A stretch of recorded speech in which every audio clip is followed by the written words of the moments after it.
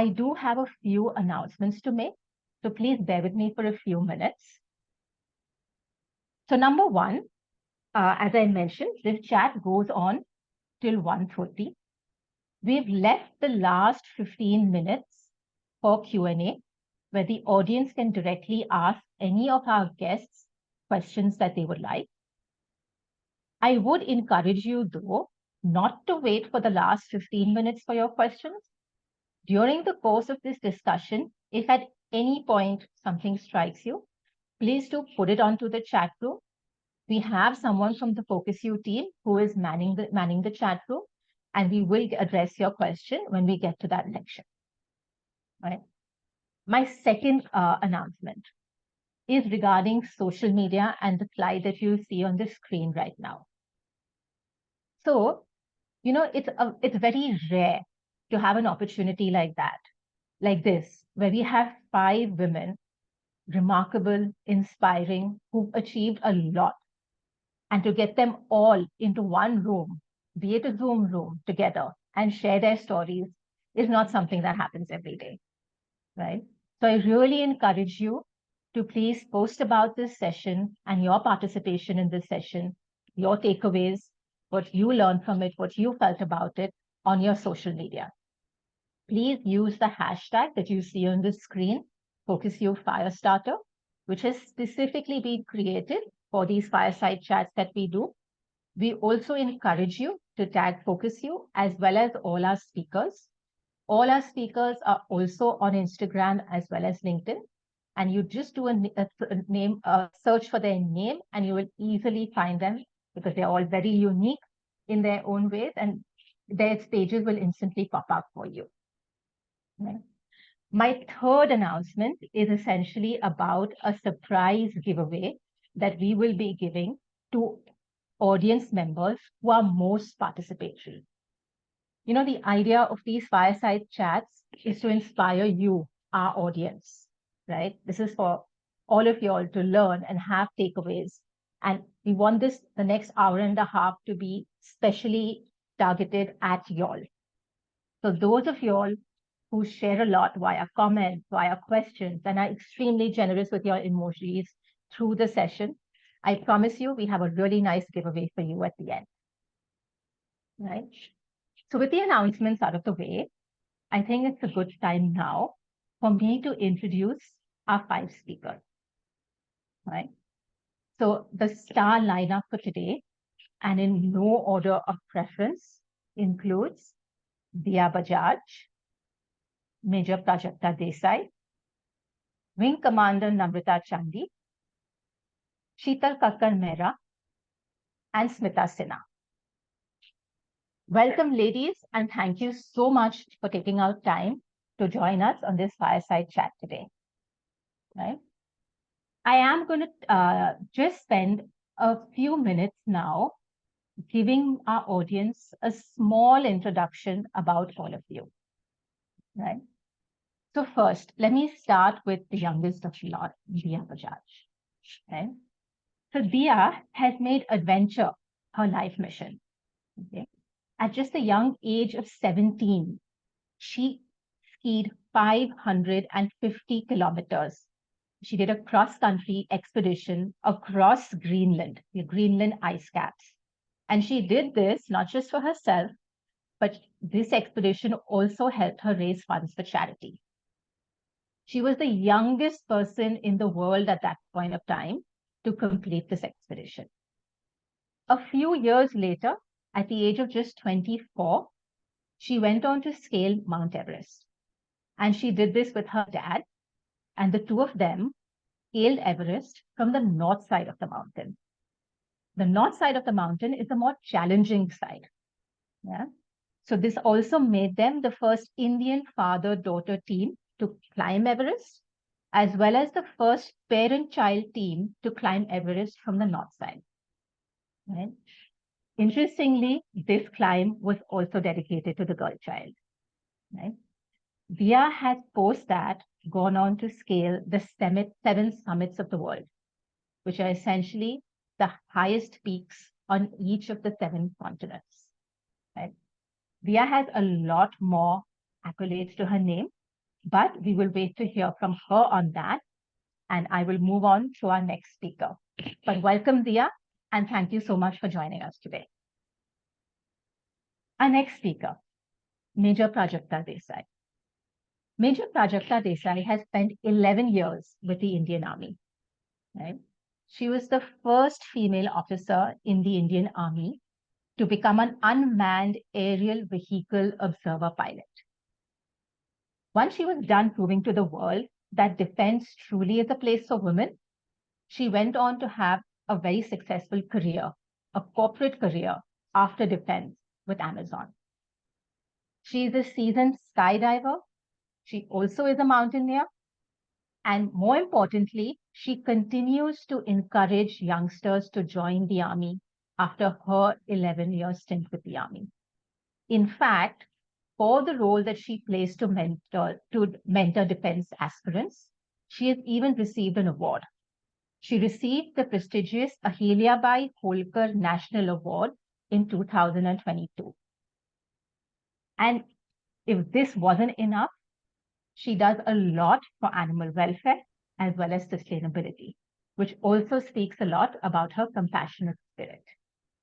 So thank you so much, Prajakta, for joining us today. We're honored. Our next speaker is Wing Commander Namrata Chatty. Namrata hails from a very, very humble background. Her father was a farmer at Rudrapur in Uttaranchal. That didn't stop her from dreaming big. Namrata has gone on to become the Indian Air Force's first woman helicopter pilot. She was the first to fly to the world's highest advanced landing ground in Siachen. Siachen is 18,000 feet above sea level. So that's no mean feat that she did. She too has received an award from the Indian government. She received the Women Achiever of the Year award from the Ministry of Women and Children Welfare in 2007. Interestingly, she's also been featured in the Limca Book of World Records. This was along with her sister for being the first duo in the world to fly as pilot and co-pilot. Today, as you just saw, she's a best-selling author. She's also a speaker and a thought leader on women empowerment. Thank you so much, Namrata, for joining us today. Coming to our next speaker. Our next speaker is Sheetal Kakkar Mehra. Right? Sheetal is a pioneer in leadership development. She is known as India's leading executive presence coach. So Sheetal has developed and presented to the world her own formula, and it's a tried and tested formula that enables leaders to rise above their competitors. She has over 20 years of experience working with different corporates and has personally trained over 100,000 corporate employees. A chunk of these have been CEOs of some of India's largest MNCs. And in fact, Sheetal, outside of the corporate world, also has a compassionate side to her. She is the co-founder of a nonprofit called Catalyst, which is again dedicated to the cause of underprivileged girl children. We will learn more about that during the course of this discussion. Sheetal is also very passionate about travel. She loves reading and is herself a best-selling author as well. Thank you so much, Sheetal, for joining us today. Our next speaker. Our next speaker is a lady called Smita Sinha. So Smita belongs to the Focus You team itself. She is part of the client advisory unit at Focus You, and she brings with her over 23 years of work experience. She has worked with some of India's largest consulting organizations. She is a trusted business advisor, and she has consistently been helping clients achieve their business goals, primarily through the application of effective talent management strategies. Smita has been extremely instrumental in developing robust women leadership pipelines, for her client organization. And Smita, we're really looking forward to hear about that from you today. Thank you so much for joining us. Before we move on, I'm just going to take a minute to very briefly introduce myself. So my name is Tarika, and I too am part of the Focus You team. I head marketing here at Focus You, and the only thing I would really like to share with you at this point of time is that I feel extremely lucky and honored to be able to facilitate this session with these 5 remarkable women. So thank you so much, all of you. And now it's time to hear from y'all. Over to y'all. And, I just told the audience about how all of y'all, in your own ways, have scaled peaks. But there was one of you I just mentioned who's literally scaled the 7 peaks across the world, right? So how about we start with Dia? Dia, I request you to unmute yourself. Yeah. So I would like to first, hear from all of you, starting with you, Dia, on what really gave you all the strength and the inspiration to, rewrite rules and break the barriers that you all did. And you'll have all done it in your own way, as I just mentioned, given your accolades. So if you can just speak a little bit, Dia, about how you used adventure really to break barriers. I know you've spoken about how adventure tourism was really seen as a domain for men, right? Nevertheless, that didn't stop you. So if you could speak a little about that, maybe even share a little bit for other women to inspire them to push beyond their limits without fear. Over to you. Sure. And thank you so much for that very lovely introduction, Tarika. Um, I think what actually got me into adventure and allowed me to pursue my passions, I feel very fortunate. I grew up in a family where both my parents really supported my love for the outdoors. And in fact, my father was into adventure and the outdoors. And so I grew up seeing him go on a lot of expeditions. And to me, it was only very natural that, once I was old enough, I would also go along with him. And I'm very, very grateful that my parents never saw my gender as something that should stop me from pursuing something that I loved and was excited about. And so, right from a very young age, I was scuba diving and skiing and kayaking and doing anything outside and outdoors. And um, I I believe there were times where people would be like, "Oh my God, your daughter's gonna get tanned if she spends so much time outdoors," or, very silly comments like that. But I believe my parents saw the value of what being outside and being outdoors and pushing your limits and boundaries could really do for you. And they were so excited and passionate about it that I was very, very lucky to grow up and never have heard someone in my immediate family say no. And as I grew older, I realized that this was something that was not very common. As I started to share my experiences with other people, I realized perhaps that was not the case for many women in our country. And so my advice and my only thought over here would be that us women, as you said, Tarika, we are 50% of this population and we have to be each other's support systems. So I think events like this, where we all are sharing each other's, stories and like talking about what drives us and how we break past some of our barriers and just supporting other women, I think that is the best way to move forward and break some of these boundaries. And honestly, just hearing about some of the other panelists, it's already so exciting and giving me so much excitement and joy to be interacting with such awesome, incredible and accomplished women. Thank you so much for that, Dia. Totally understand how, our upbringing and the role our parents play makes such a difference, right? So thank you for that. And I will move on to the next panelist. Nafisa, how about you go next? And maybe share a little bit about how, what drove you. We know that, you're retired from the army now, but we're talking about a while ago, right? Times were so different back then. But nevertheless, you made it. So if you could just share a little bit with us. So yes, Sarika, it's me, right? you're referring to? Sorry, I just. Correct. That's right, Namrata. Thank you so much.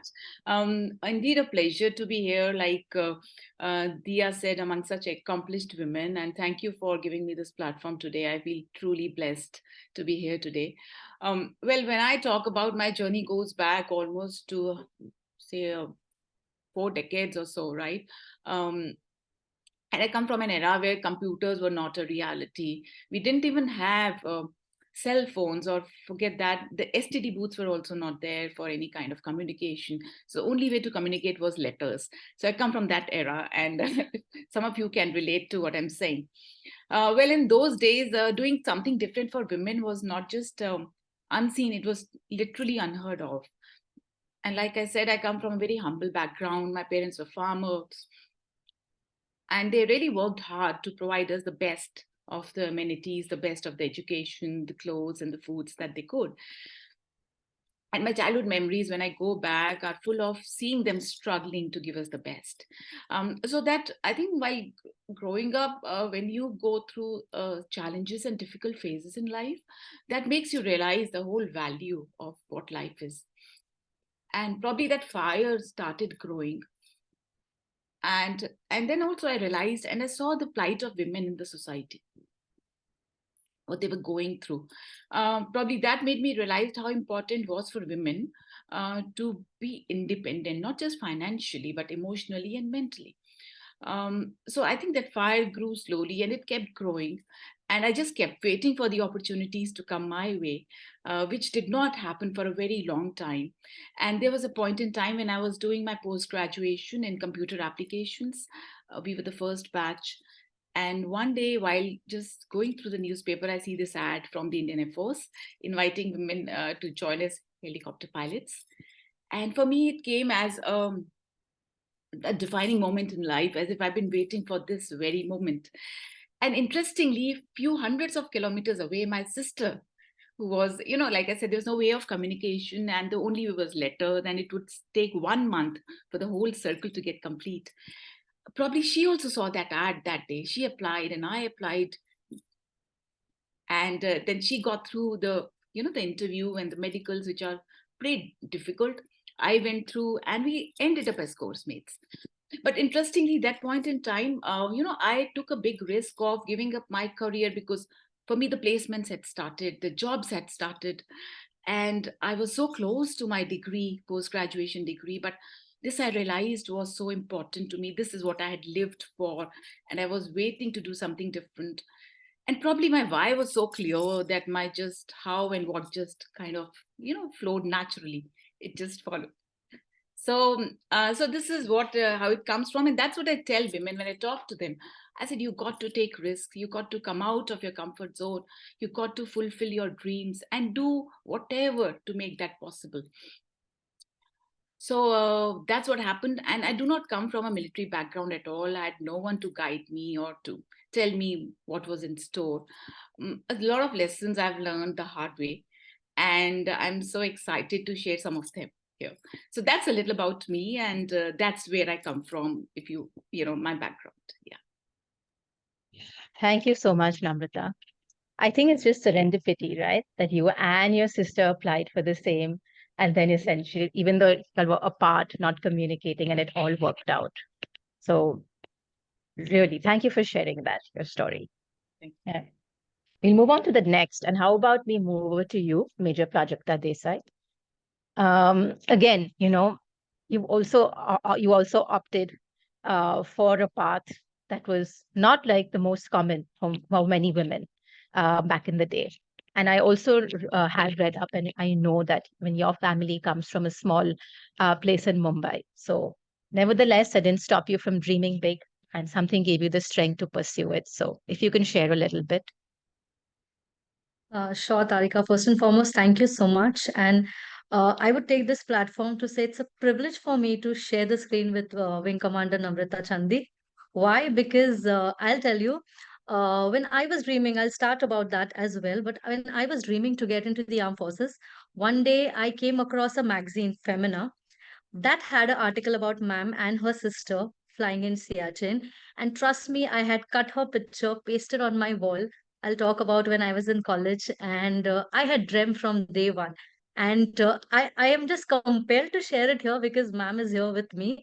And I recently, when I came across ma'am on LinkedIn, I literally connected with her. I sent her a request. I'm not sure whether ma'am has seen it because, women like her had set a precedence. They had set a tone that women like me, who were born in the late 80s, could dream of getting into the armed forces, could dream of getting into, careers which are completely unconventional. So thank you, ma'am. Thank you so much. It's a big privilege for me to be here, talking along with you.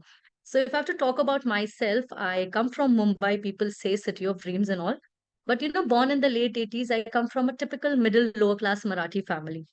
And I live in Lal Bagh. Then Lal Bagh or places, which were very small, they were not known that much for, letting women go in for unconventional careers. So initially, the society, how it puts you into a mental makeup or a mental barrier that certain professions are only fit for women, and women should not go for, especially who are then known as male dominated professions. But I think my parents were ahead of their time. They did not stop any of our siblings from dreaming differently. And I still remember when I was 8 years old, my father had taken me to watch the movie Border. And the first scene was so intriguing when you see the artillery firing and, Sunny Deol speaking in such heavy voice of it. The first ever came into my mind was, why am I not a boy? So just imagine what the state of women were there in late 80s. I said, why am I not a boy? I wish I was a man and I could join in the army. And little did I know that since 1992, women are also there in the armed forces. And I remember my parents not putting down that dream of mine and saying, this is not what is meant for the women. My parents went on encouraging it. They encouraged me in each and every aspect, living life completely not specific to my gender, living the way I wanted it. When I went in college, I joined NCC because my mother was an NCC cadet. I had, a company of friends, group of friends who always dreamt of getting into the armed forces. And when they say that you are judged by the company you keep, you actually shape your careers and your personality as per your company. And it's thankfully because of my friends, my family, I got so laser focused that I could make myself, get into the armed forces and get commissioned as an officer. Wow, lovely. So, I know you had the complete backup and support of your parents to do it. But nevertheless, I know it must have taken a lot of physical, mental, and emotional strength, nevertheless. So thank you so much for sharing. Yeah. Sheetal, over to you. If you can tell us, you presented to a world a model of business etiquette, something everybody wanted, but just didn't know what was. You were able to define it, you were able to present it. What really made you do it? And at that point of time, the corporate world was really defined by men. Yeah. So. Thank you. Wonderful to be here. Such inspiring stories. My journey started much earlier. In the late 90s, I was briefly living in the US and then decided to move back to India. India looked very different at that time. All those wonderful liberalization reforms, which had started in the early 90s, were not bearing fruit. But somewhere along the journey, by 2000, I realized that, India was gaining importance and had arrived on the world stage in a small way. So multinational companies started setting up shop in India, and Indian companies started looking at growing their footprint globally. So I felt that this soft skills and understanding of soft skills, because technical skills our academic system takes care of. Intellectual skills, I think we are good. Hard work is something that our academic system again ensures we learn. But soft skills was something that was not a part of the curriculum. So I started my journey. Yes, it's been almost 25 years. I have worked across industry and I've seen two generations of corporate leaders. Yes, there were not many women in the workforce. So it did not start as a gender specific journey. But yes, I did start training and grooming a lot of senior executives on cross-cultural skills, on how to conduct themselves in business, first impressions. Somehow along the way in 2007, I realized that this skill should not be only available to entitled, privileged few of the corporate world. So I co-founded an NGO called Catalyst. We work with women in STEM from year 1 to year 4 of engineering. And we have a 600-hour proprietary curriculum that helps them upgrade their soft skills. Because if you come from a humble background, your career opportunities and career growth is very poor when you leave an engineering college.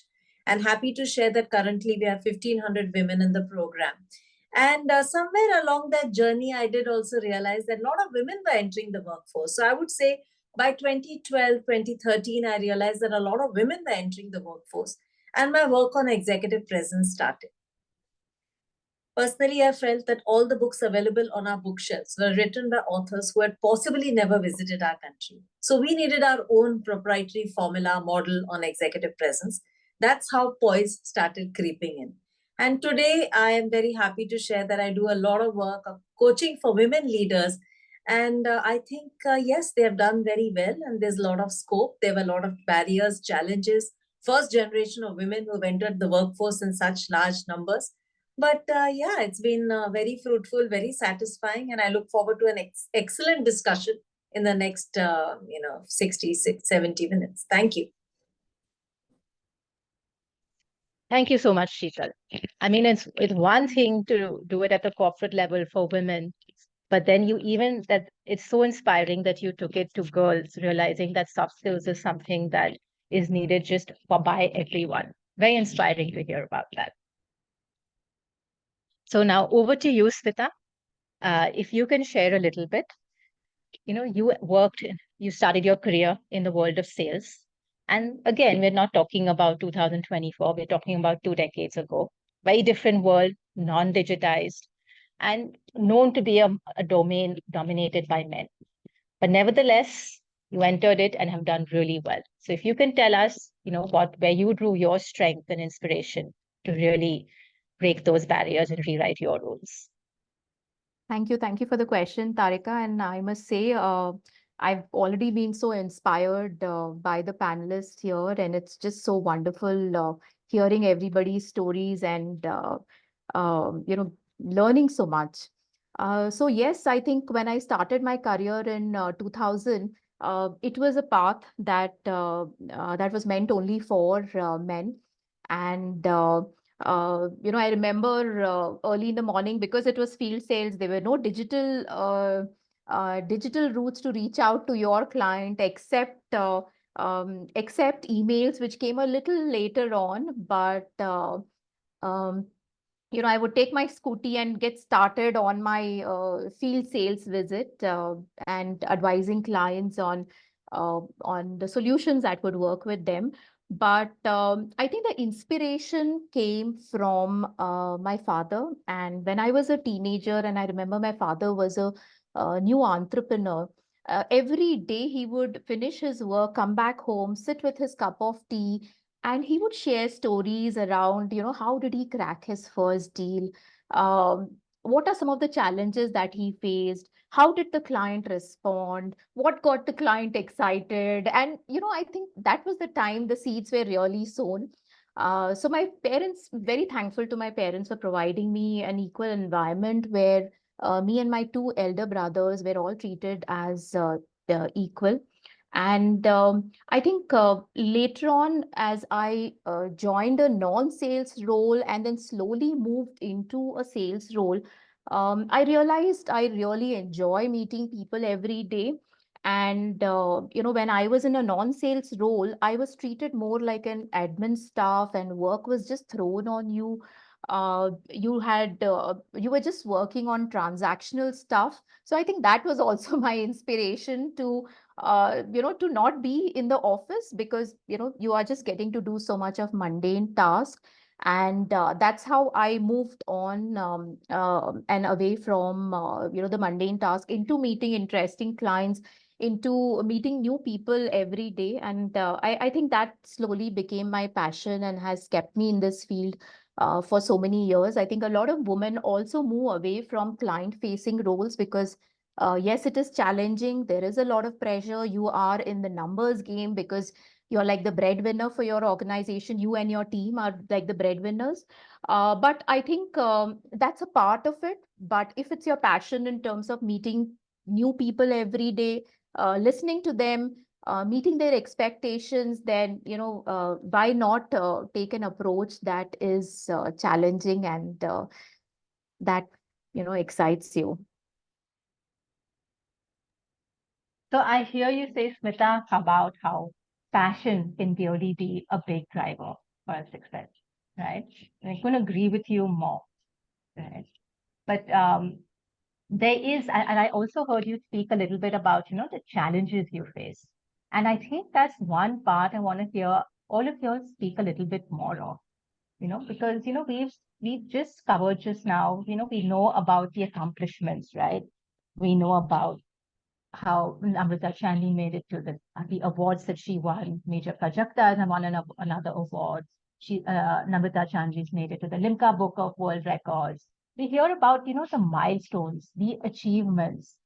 And from what Smita, you just said, is of course there are challenges along the way. Even Dia shared, right, how her parents were perhaps may have been discouraged a little bit about, the daughter getting tan. And while it may not have impacted Dia's parents much, I today still know so many parents whom it does impact. And then they, stop their children from doing what they really want to do. So I think what would really be great is if all of y'all can just touch upon a little bit more about the challenges y'all face really, on the ground.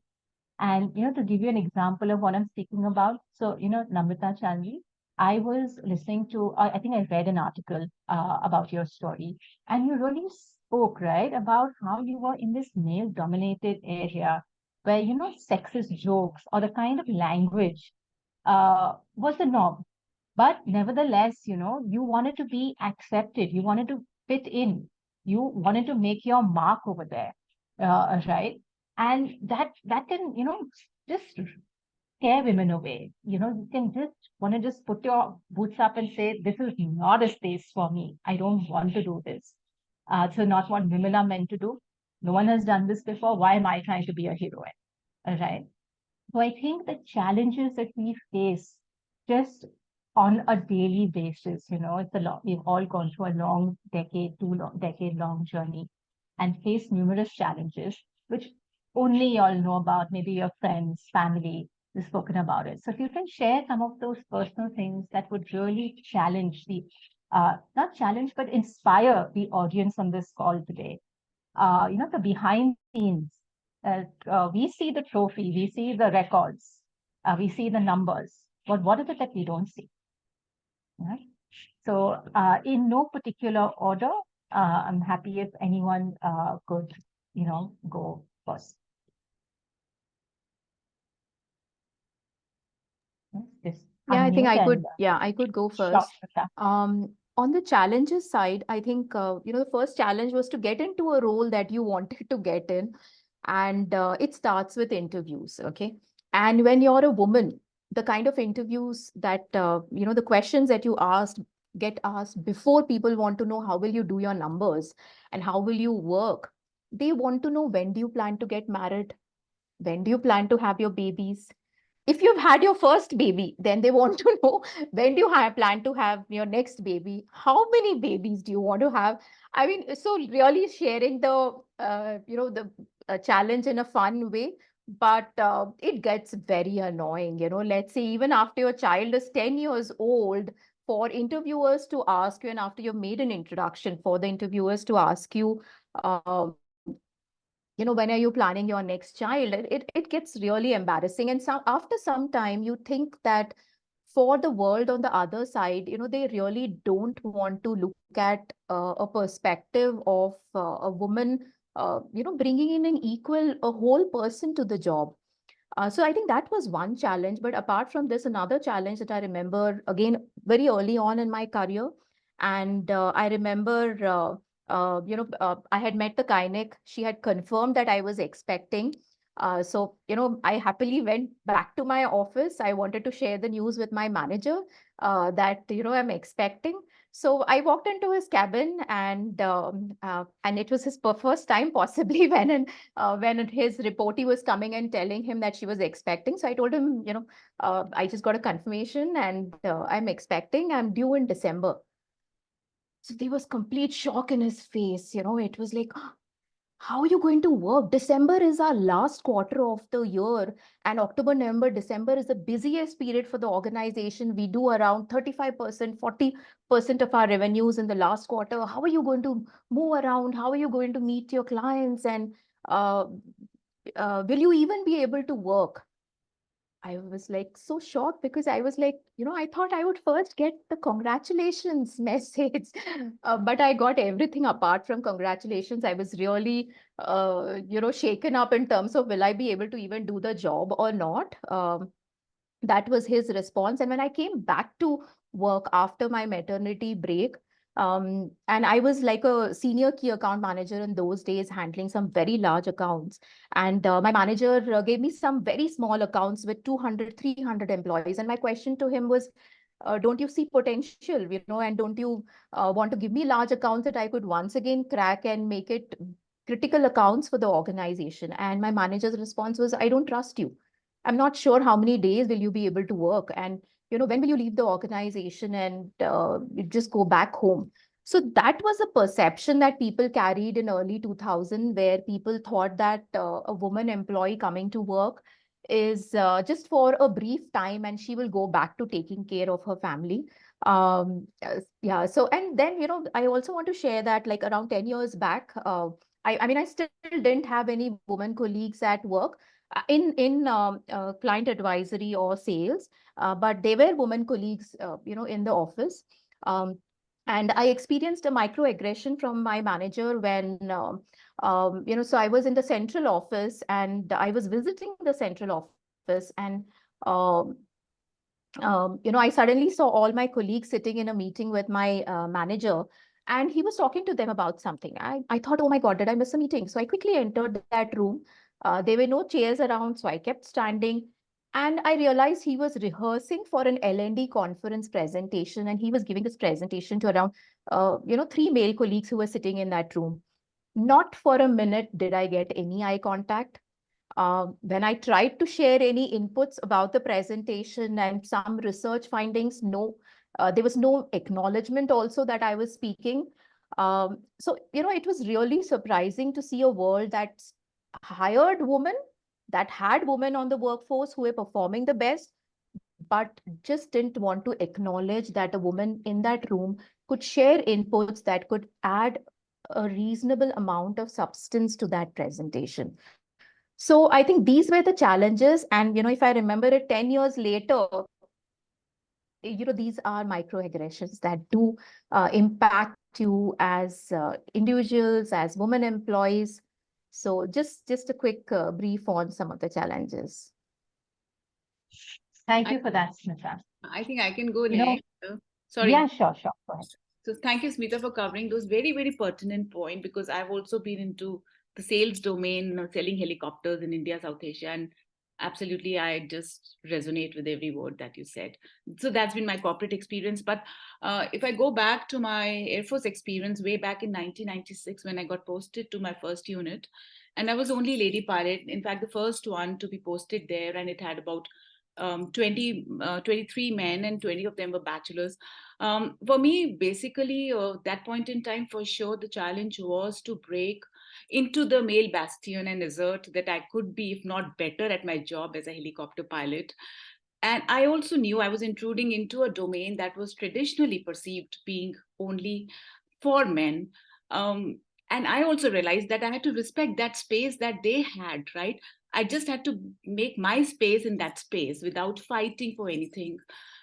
But nevertheless, there were instances when I definitely had to work hard to prove myself. I had to constantly strive to surpass expectations.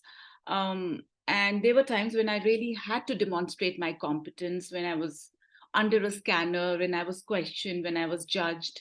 All that happened. But one thing I realized was that I had to make the others feel comfortable while being a part of them. And I think that was a bigger challenge for me. And probably that point in time, I did realize the importance of having a very strong self-image, when what matters is how you evaluate yourself, and you just don't bother how people evaluate you. And probably when that realization happened, it did change a lot for me. It probably changed how I thought. It changed how I showed up, and it just changed how I connected with others. But all the challenges that I've gone through definitely have, reinforced the importance of some very, very important attributes and aspects of life, like resilience, perseverance, self-belief, etc. But even the bigger challenge that came later, and it does come for a lot of us women who are working, is the work-life balance that we have to demonstrate, especially when we come to motherhood.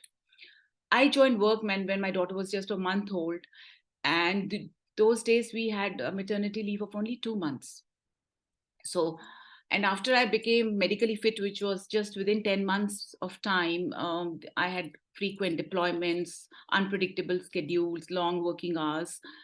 So this challenge to strike a balance between my personal responsibilities and my personal life came a big way. And believe you me, there were days when every day I thought of quitting, that I just cannot take it anymore. Uh, but what kept me going was that what kind of example am I setting for my child to follow, right? And also the realization that nothing lasts for long. Even these times will also not last for long. And Franklin Roosevelt had said that when you get to the end of the rope, all you need to do is tie a knot and keep hanging on to it. So I think if the bad times pass, the good time pass, and the challenges are the ones which teach you the best lessons in life. So whatever challenges I've gone through, I think I'm just so thankful to them that it happened. It just helped me to shape up the person that I'm today, and to help me now, empower me to, give that learnings and help others to overcome these challenges. So that's in a nutshell. Thank you. Thank you so much. Sheetal, would you like to go next? Yeah, so inspiring. Yes, I can relate to many of them. One, of course, was the gender bias. In 2000, people couldn't understand why they need to learn something from a woman, because there were very few women in the workplace. And what can she possibly teach me? Then there was also the age bias. She's so young. Very frequently, they would tell me, we have very senior people in the room, trying to make it out to be like as if I just don't have the skills to match that. So, yes, I had to convince them that I'm really good and I can handle senior leaders, and that should not be a problem. Then, of course, there was a cultural bias as well, that, woman, too young, what can she teach? What is your background? There was also a payment problem. They would very frequently say, yes, Miss Mehra, please come and teach. Do you want us to pay you? So they clearly thought that they were providing a wonderfully free platform for Miss Mehra to polish her speaking skills. So yes, there were lots of barriers. I think they kept changing, improving. Corporate and HR policies really supported that. I think social media has a lot of minuses, but I think the one big thing that it has done is also spread a lot of good messages across. So yes, I think that helped. And honestly, at times, even I questioned whether I was good enough, because culturally I had a confidence gap. And I would say, oh my God, he's so senior and so successful. What can I possibly teach him? So that also was an inner dialogue that I had to constantly battle. This journey would not have been possible but for a set of supportive parents and a husband who supported through the journey. One instance stands out in my life. My younger one was 6 years old. She had very high fever for 3-4 days. I had made a commitment for as a speaking engagement for a very large audience. And I couldn't let Times of India, they had Economic Times had set up a forum, and I couldn't even let them down. So at that stage, my husband said that you go ahead, I'll take a couple of hours off. And work from home was not a concept, but yes, I will be home with her. And mobile phones definitely were there. And when I finished that 1 hour speaker engagement, the message I read on my phone was, she's very sick, diagnosed possibly with some rare malaria. I'm rushing her to Breach Candy Hospital. See you there. And when I reached there, she was in the ER room and she had like 105 fever. And at that stage, I can tell you one thing. I really questioned whether I should have been there with her, whether I should have pursued this journey, and should I quit, because children need their parents, but their mom. But then, my husband later said, it's okay. I mean, I was there, you were there. It doesn't make a difference. And I lived in so much guilt. And that was one of the many occasions where I felt that should I quit? But then, something, you just keep going, and kids grow up. And they also, and my daughter was so brave. They were putting the IV on her and she was like, I can manage it. Don't worry, you are not late. So I think kids also understand that, and, many things stand out. But yes, it's been, there have been biases, but I sometimes feel they motivate you to go against it and to prove some things to yourself and to the world. So yes, those have been the challenges, and I'm sure many more, which all of us are forgetting. But yes, thank you. Tarika, should I go next? Please do. Yeah, so when I'm listening to all these inspirational, women over there, I have certain anecdotes to share from my experience that come. I know my experience is lesser, but when you are an officer in the armed forces, people say, soldier is a gender neutral term. You are neither a man or a woman. And even when we are in the army, we are addressed as sahab, not as sir or madam. So when even I had joined Army Aviation, that was an upcoming branch of the Indian Army, and we were the pioneers in air traffic controlling. So till then, women were not there in such arms like Army Aviation, Army Air Defense, which are known as fighting support arm. That means a little closer to the enemy, but not that close as well.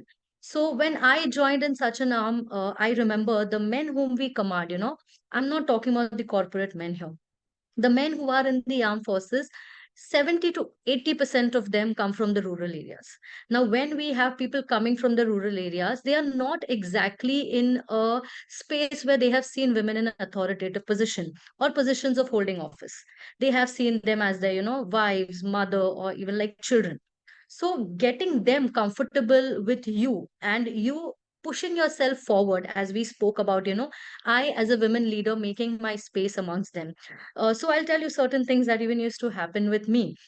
We Because it's army aviation, more or like air force only, we have aviators who are pilots, we have air traffic controller and engineering officers, and only army aviation ATC officers were women. So apparently, if I liked it or not, I was the alone woman amongst 300, 350 men, 20 to 30 officers, and I was alone, always feeling alone.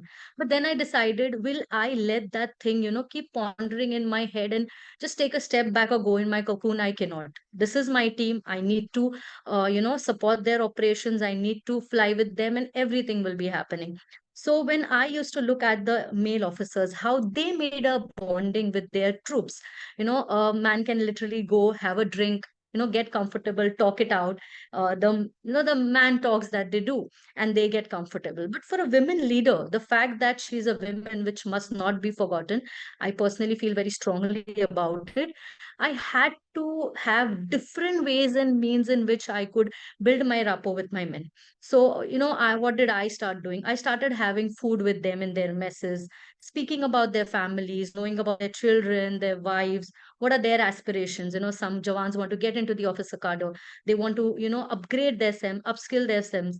I used to play games with them. I used to avoid contact games for all practical purposes, but I used to play basketball. I used to play volleyball with them. I would run in the PT with them. Sometimes my strength was not that much to match the best of the best guy over there. But yes, the fact that our own officer, she knows her job, she knows her operation, she knows her men, she is with them, we like it or not, slowly and steadily, they start, feeling that yes, she's a part of us. Irrespective of her gender, she does not put herself in a cocoon. She herself comes and, makes her space amongst those men, be it officers, and especially with army, it is being more with your men, because there's one officer leading a huge team which are going in the war. So as ma'am rightly brought up that how she would make her space amongst all the aviators, similarly these were certain things that I try doing, and the little different mechanisms that I use to make myself as an officer or a women officer, not forgetting the fact that though I am an officer, I'm also a woman. So if I'm a women leader, there are different ways and means, but I will make my mark. I will make myself stand amongst them. Thank you for that. Go next, Dia. I was going to say, a lot of what all of you are saying resonates very, very deeply with me. And I believe the adventure industry, as all of your fields, is a very, very male dominated industry. And a lot of the times on these expeditions, you're the only woman, and you have to deal with things like, when you're out climbing, there'll be a point where you want to pee, and then you just have to be like, okay, everyone, look that way because I'm gonna pee. And you just suddenly, like, get so used to dealing with things that I think back in the city, this would be like such a big thing, but you get used to it, you deal with it. Yes, I believe there are challenges specifically like for women in the outdoors that makes things a little bit difficult. Maybe we're not as strong, but I always felt this need, right, to like train faster, like be better, like make sure that, all the preparation that I could do, I would do before, so that when I was out on an expedition, I could prove myself and, be able to keep up with everyone. And what I realized was that the best thing about these extreme expeditions is that Mother Nature, she's a woman, and she's a great equalizer. And, when you're out there in these extremely harsh conditions, where temperatures are going down to minus 45 degrees Celsius and the wind speeds are so high, and all you have to do is basically just keep walking or climbing or doing it, whatever it is that you're doing, but you just have to keep going, and giving up isn't an option. At that point, it isn't physical strength that's as important as mental strength.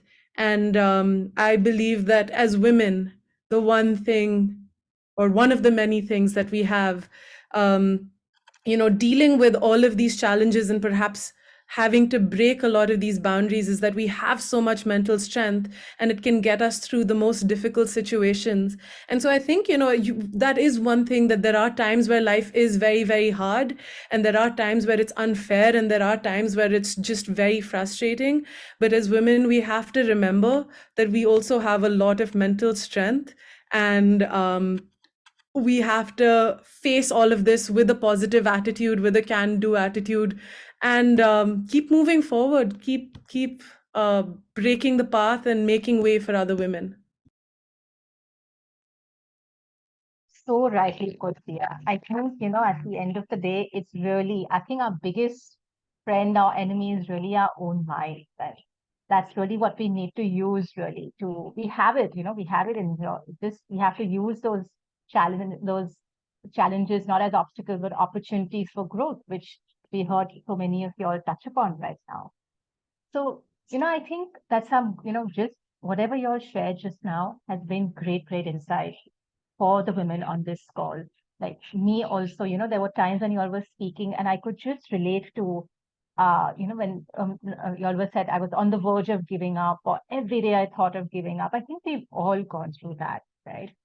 But I think what I would like to do on this call right now is, we've heard about the challenges, and we know now that times are different, right? And how important it is. And I think all of you are speaking and sharing your stories brings out now the importance of just really working towards a more inclusive organization and culture, right? So if we can just shift gears now and really, y'all have gone through it, but done it nevertheless. But how is it that we can really help or guide, or our life stories can serve as that mentor or that example, or that advice that we would like to give, not just for the women on this call, but even for leaders of organizations, for organizations themselves? What is that actionable advice that you would like to give? This call has, of the people who signed up for this to attend today's fireside chat, we had over 100 people signing up, and a majority were women.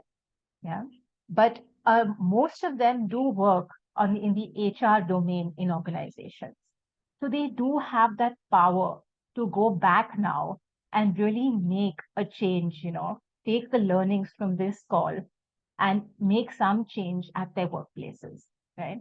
It's very important that this 1.5 hours does not end there, that there is a takeaway for them consistently, right? So if you can just speak a little bit on those lines, and it could be anything. So for example, Dia, maybe you'd like to speak about, for the advice you'd like to give organizations, companies, on just setting audacious goals and dreaming big, helping their teams, men and women teams, on how they can navigate pressure and challenges in the business world, from your experience. So maybe we can start with you, if that's okay. Sure.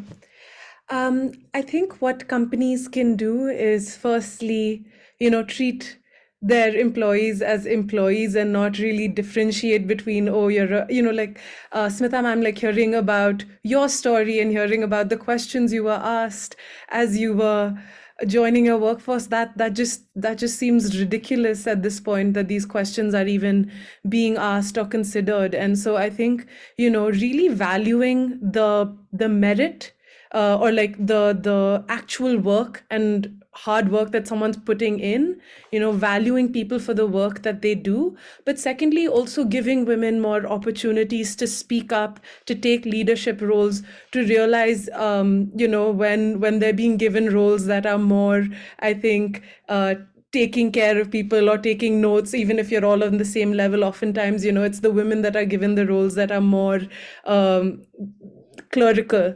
And so I think it takes both leaders, male and female, to acknowledge when this is happening. So just being aware, having these conversations, and then giving women, I think, just a little bit more of an opportunity to speak up, and to shine. Because once we're given that opportunity, there is no limit on the heights that we can reach.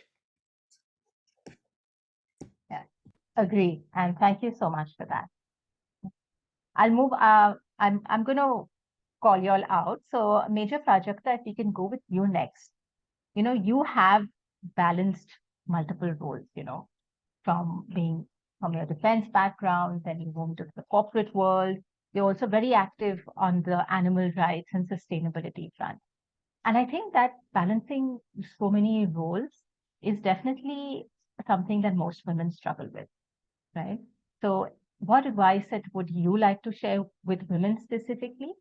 And also for organizations, given like how to accept people from very diverse backgrounds, how you did from defense to corporate.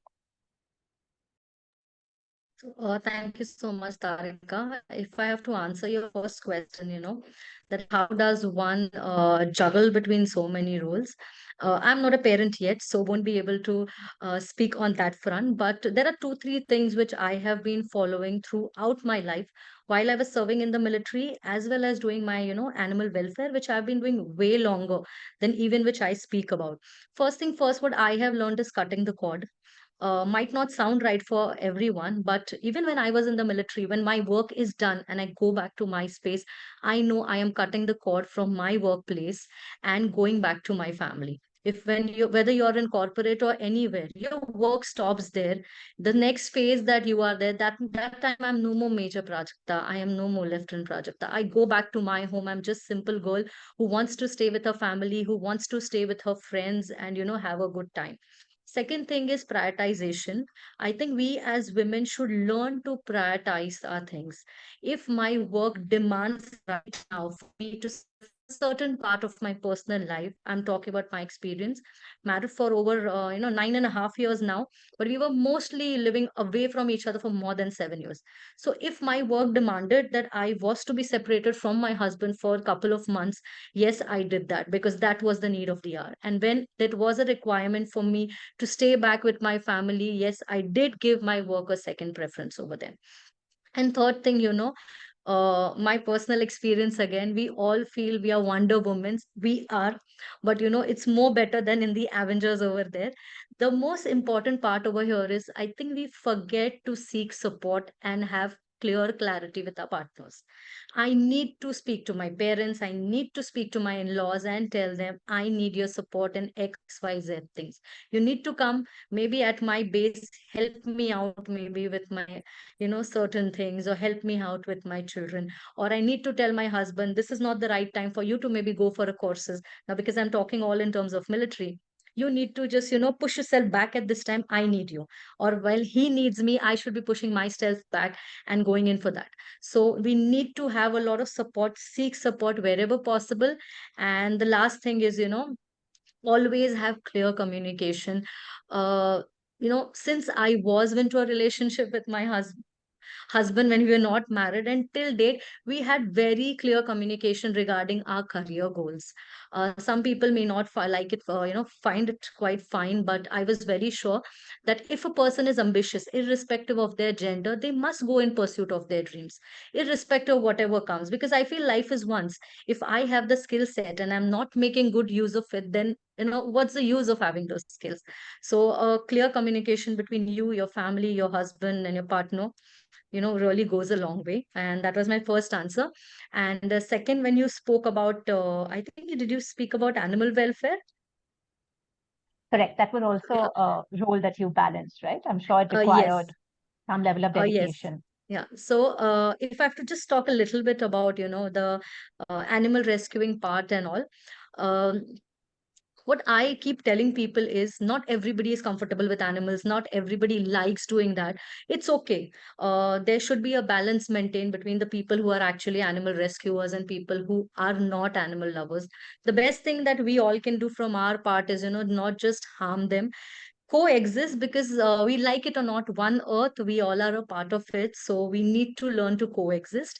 And sometimes I feel, we animal rescuers get very emotionally high and start taking drastic steps. We must understand that between the battle of two different people having two different opinions, the ones who suffer are these animals. So it's always good to have, a cordial relationship and work it out along with people, so that it can be, at the end of the day, is the welfare of the animal, the welfare of the things that we can do. And just little from everybody's end, we can just give shelter to animals in during natural calamities, rains, etc. Just being good humans, and small things we can do. And just a message for corporate: when it comes under CSR, we can actually go and help these NGOs who are doing a lot for animal rescues.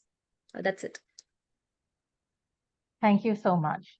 I think what we hear you say is communication, teamwork, and compassion there at the personal level on the corporate front will make all the difference.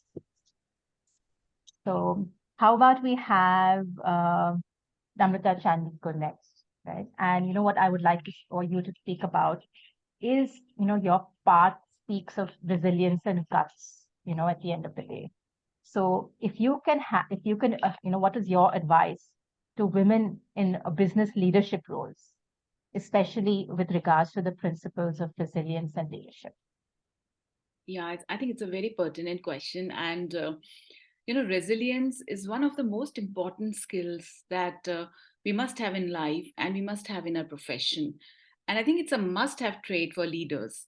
To me, resilience was taught the hard way during our academy days. And we were made to fly the aircraft which had crashed the previous day. And obviously, those crashes were not because of technical failure, it was human error or weather, or whatever reason. We were made to fly the same aircraft the very next day so that we don't let fear seep in.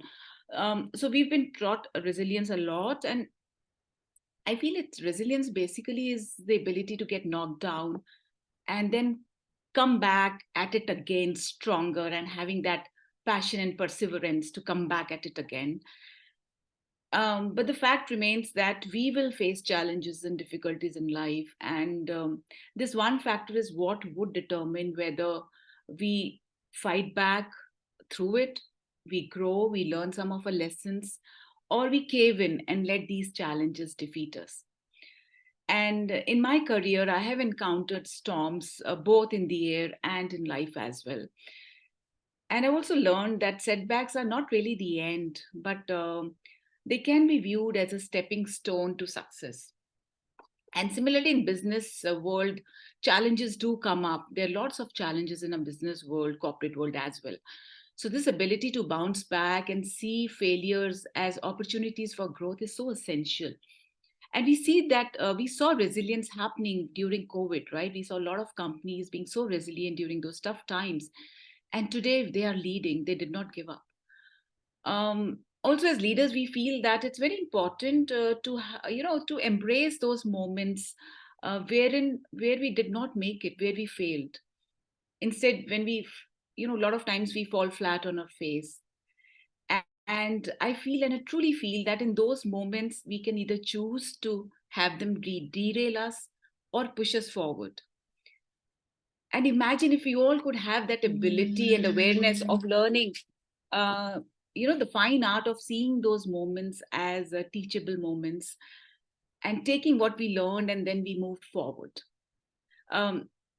So, as leaders, I feel that this is really so important, because if we could become that person who would not let those hard days, those difficulties, those challenges, take the best of us, and we have a vision which probably could be stronger than the challenges, stronger than the setbacks that we face, which could keep our feet strongly planted in the ground, because that's what I truly believe. Humility. I believe a lot in humility. That's one of my values as well. And keeping your mind at ease, even when everything around is crumbling. If all of us could become that empowered person, I think the world could be such a better place. So I do embrace resilience as a guiding force, and I do not shy away from challenges. In fact, I use challenges as an opportunity to showcase my strength and determination, and allowing all the good qualities that I have to become even better. So that's where I see, it's not about avoiding the storm. It's basically about learning to enjoy in the rain that comes with the storm. So that's what I truly believe in. And that's a message I have. I hope I've answered your question. Thank you so much. You totally answered it. And I think for individuals, for women, for teams, leaders, companies, there's nothing, it's very simple. Use challenges as an opportunity for growth. And that's really because challenges are always going to be there. It's just how you essentially look at it and deal with it. Right? So with that, let's move on to you, Sheetal. And how about, you speak a little bit about what Indian workplaces can really do to support inclusion. If you can just speak a little bit about handling cultural differences better, or even if personal branding plays a role on this front. Thanks. Very frequently when I'm asked to coach women leaders, 3 sentences stand out. 1, she's technically brilliant. We really want to promote her, but the board feels that she doesn't look like a leader. So there's some perception of how people should look like. Secondly, she's delivered excellent results, but lacks gravitas. And the worst one, who is she? Yeah. Zero visibility. So I would say few areas which are challenges. One, of course, is the fact that when we were growing up, we were sold the concept of a superwoman, which honestly does not exist. You cannot score a perfect 10 on being the perfect daughter, daughter-in-law, mother, wife, and be a corporate woman. So women, please walk away from that guilt factor. You can't score on every parameter. Enjoy your life. Secondly, I see a lot of imposter syndrome.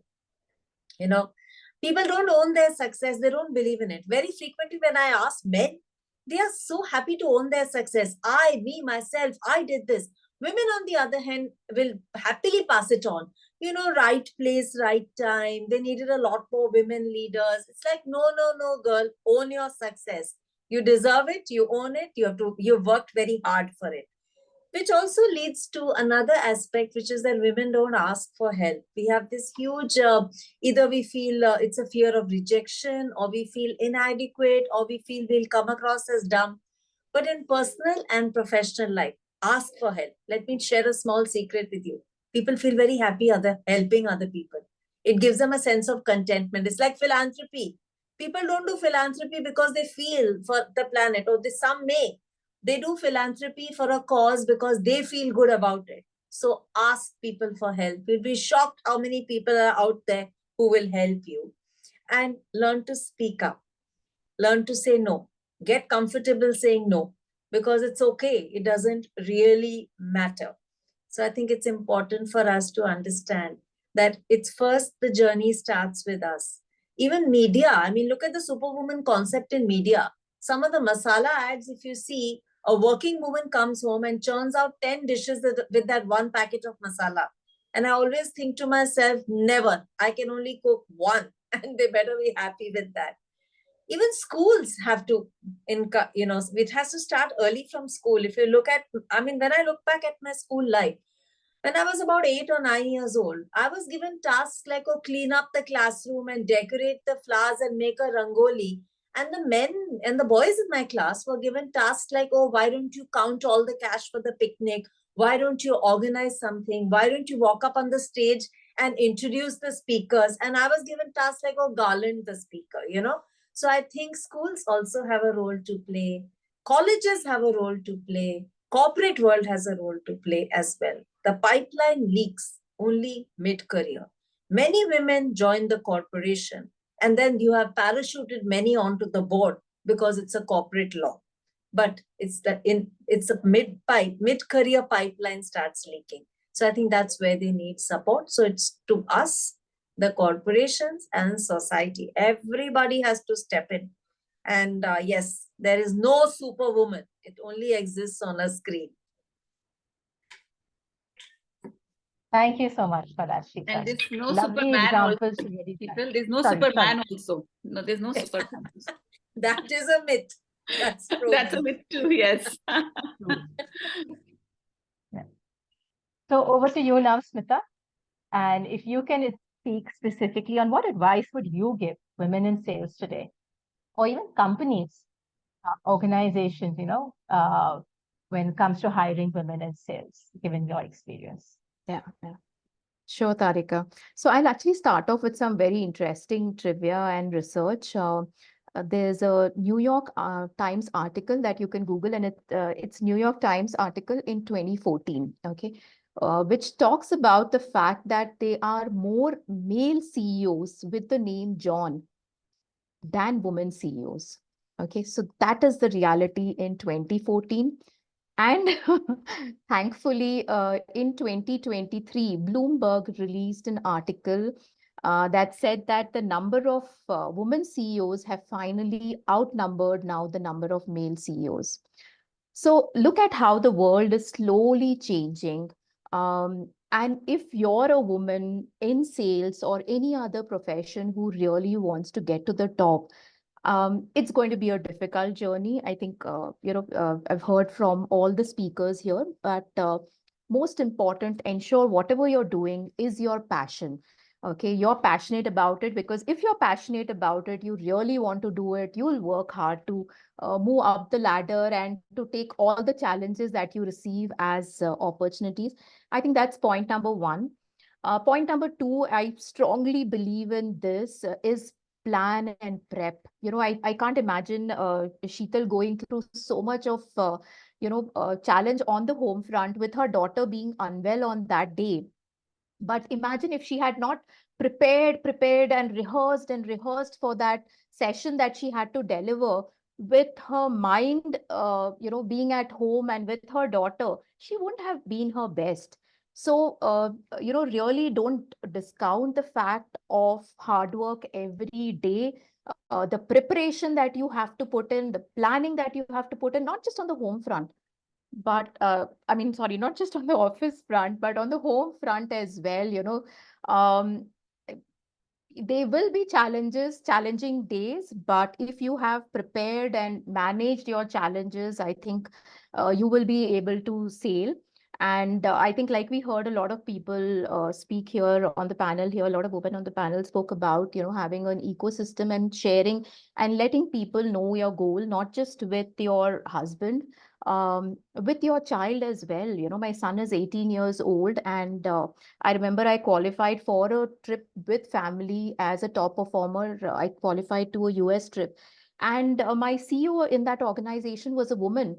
And I was working from home. So, first and foremost, after she met me, she actually thanked my son and she said, you are her colleague.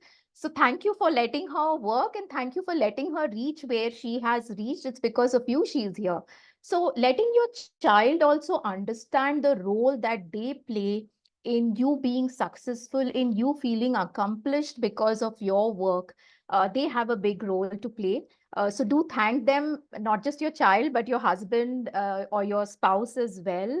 So I think those are my, advice, really crisp 3 points to, women who really want to grow up and be there. Thank you so much for that. Sita, I have one more question for you before we move on to the Q&A. And I'd like you to share a little bit about Focus U's work in this space. I know that Focus U is engaging in a lot of work in the inclusion space. And, you are part of the leadership that's driving it. So if you can just shed a little bit of light on that, and then post that, we will then move into the question and answer from the audience.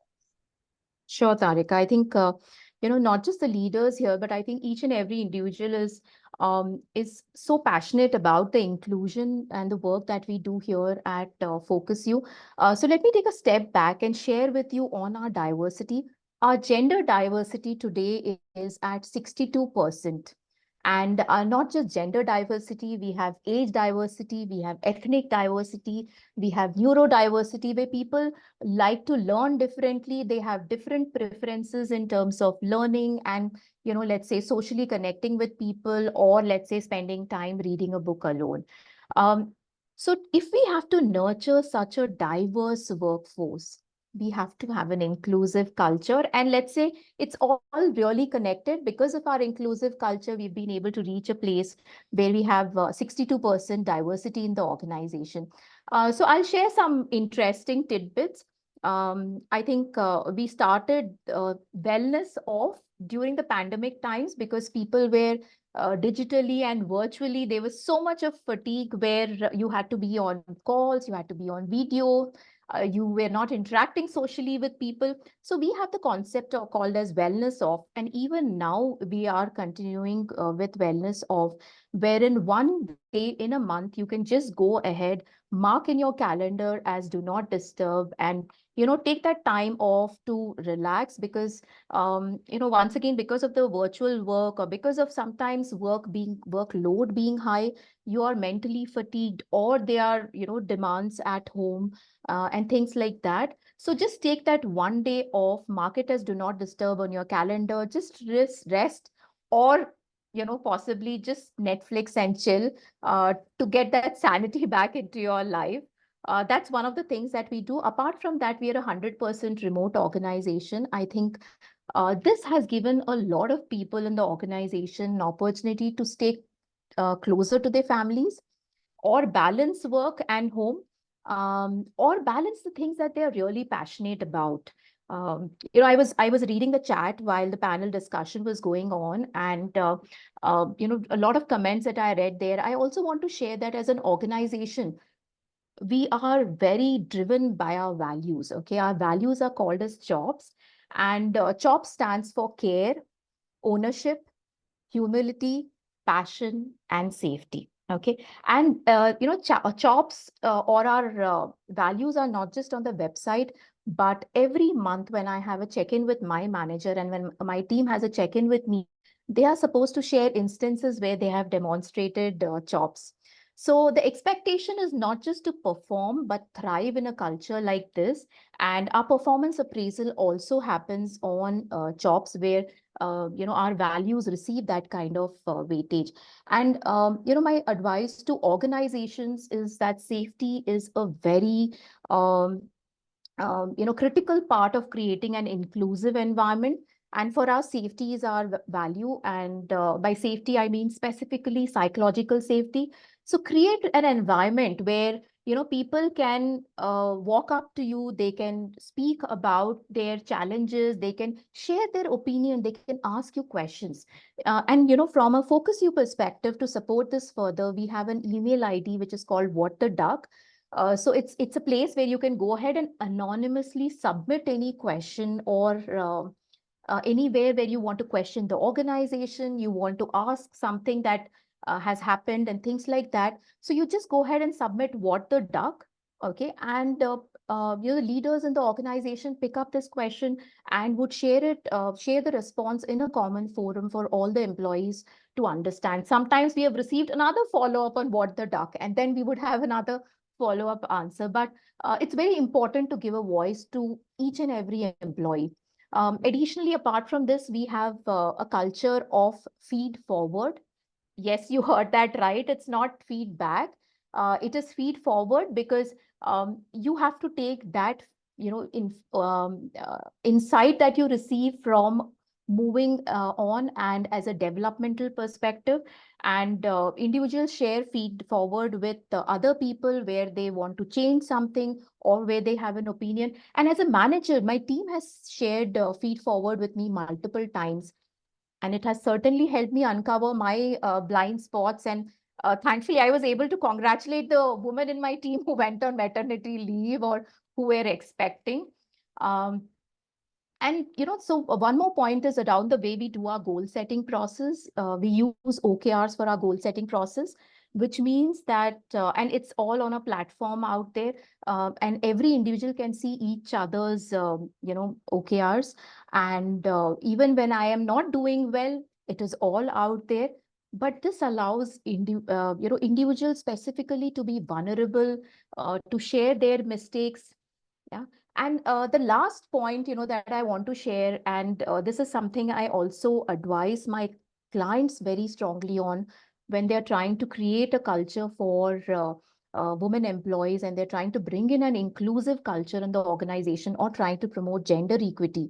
Um, we strongly have believe and have men as our allies here, which means that men are equally supportive and encouraging you. So I remember when I got promoted last year, my manager was regularly checking in on my health, on my mental health. He was offering me support, encouragement, and telling me that, constantly telling me that he has my back.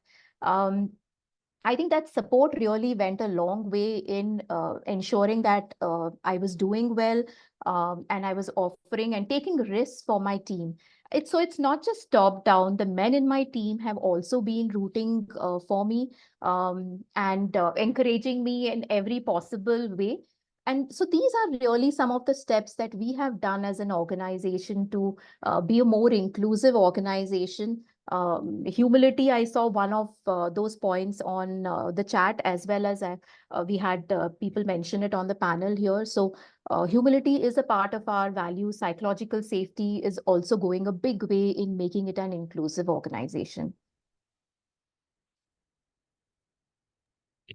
Thank you so much for that very detailed explanation, Smita. I'm sure that would have been very helpful for the participants on this call who are part of the HR firm. Yeah. With that, and given that we really have actually just 1 minute left for this call to end, I was just scanning through the questions that have been placed on the chat, and actually most of them have been answered. We have a lot of questions around how can we make men our allies, or what is my role, and what is the company's role. And I think all that has been covered by all of you all in different ways. Yeah. There's just one question that perhaps stands out for me, which is different, and that is primarily for you, Major Prajakta Desai, which is essentially the question is: do you see a difference from the army and the corporate world, and how easy or difficult was the transition? I think perhaps she's just frozen. Okay, no problem. Maybe she'll join in, and I'll read in that question again. But instead of taking up any more questions in the interest of time, I'm going to just bring this call to a conclusion. Hi, Major Prajakta, can you hear us now? Uh, yes, I can. Apologies, some network issue. No worries. So I was just actually sharing how, most of the questions have been addressed by all of you all in different ways of, sharing your stories.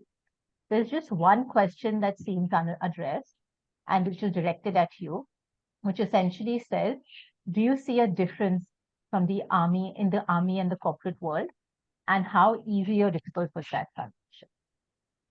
Okay, so basically about my transition from the military to corporate. Correct. Honestly, personally, for me, it was a little difficult. Why? Because the army, it's like a hierarchical organization. It's like a pyramid. The orders are orders because we must try to understand the aim of the army is to fight the enemy. If we have 100 people giving 100 opinions, we are definitely not going to win the war or achieve the aim that is there. So considering that, the way our culture in the armed forces is completely different. I'm sorry about the background noise, okay? But when you come in the corporate, here we have a lot of opinions that come from everyone. It is more like a teamwork. Obviously, the armed forces is a teamwork, but the corporate again is more of a teamwork where we everything is open to ideas. There's a lot of idea sharing, and at the end of the day, what collectively is decided is something that is the result of it. So when I shifted from military to corporate, that one thing was there. But I feel the adaptability and the resilience that you learn in the armed forces, starting your training days when you are training for 18 hours a day, you're put under some gruesome physical and, mental situations, so much amount of pressure.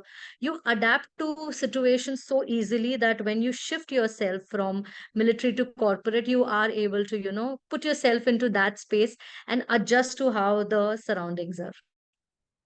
Sorry because background noise, okay? The phone was ringing. No worries about that. It wasn't disturbing. But thank you so much for answering that question. I hope that was answered for the participant also who asked it. Yeah. So with that, I am going to now bring this Firestarter chat to a conclusion.